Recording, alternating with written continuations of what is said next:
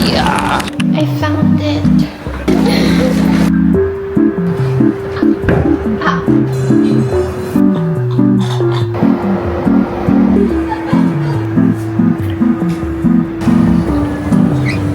I don't want to leave this place. Hello everyone, this is Nori. Today is Tuesday, July 21, and it's been a long time since the last time I posted on my YouTube account. I'm currently with my sister and we're on our way to Cainta at SMDC Charms Residence kasi we booked an Airbnb to stay overnight. And you know what? This is the first time we're going to do it and buti pinayagan kami. We're going to stay at Heidi Hole, a hidden gem as in. Floor 0919.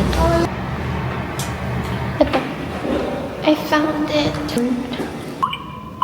Unlocked. Ooh. Wow.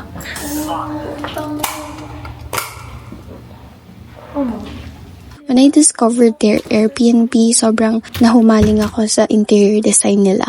Just look gaano ka-cozy yung place, sobrang ganda in person. You won't regret it. By the way, this is not sponsored as in wala akong natanggap na any invitation from them. I don't know, I just felt the need to share it with you guys sakaling gusto niyo, diba? So my main agenda bakit ako nandito is because kailangan ko mag-film ng mga affiliate products and also mag-vlog para meron akong mga post na content. So at the same time, I'm trying to have fun and enjoy the place. Sobrang aesthetic ng mga furnitures and appliances nila. Alam niyo guys, fantasy ko talaga yung mga Living Alone series pero hindi pa natin kaya yun. So ayan, dito lang muna tayo. Ang ganda mag-mirror selfie dito. Meron din ditong balcony, you know, parang uulan. Siyempre, kapag staycation, ang pinaka-importante is yung bed. Sobrang excited na ako matulog kasi nahihilo ako kanina sa kotse. Bihira lang talaga na hindi ako mahilo. Ay, gusto ko na sobrang lamig. See you later!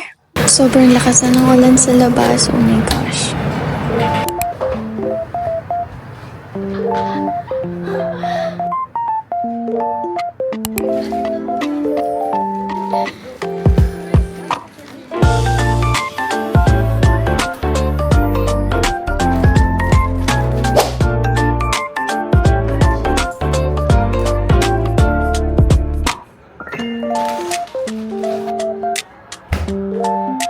Ayun na nga, nakaramdam kami ng gutom ng kapatid ko kaya magluluto kami ng fried siomai. Hindi ako mahilig sa steamed na siomai, I don't know why. Naghanap ako ng movies na papanoorin while eating fried siomai and ang ending, nakinood lang ako sa kapatid ko.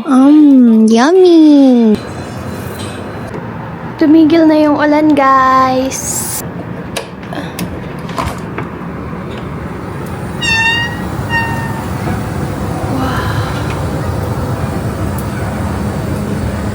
Guys, sobrang sarap magmuni-muni dito sa totoo lang.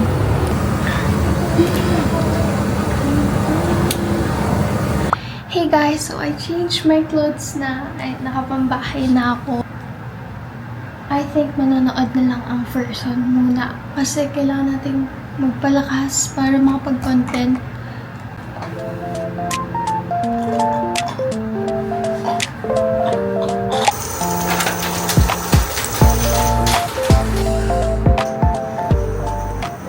We're having chicken katsu for dinner and ito yung favorite ulam ko. And ito rin yung kakainin namin tomorrow for breakfast.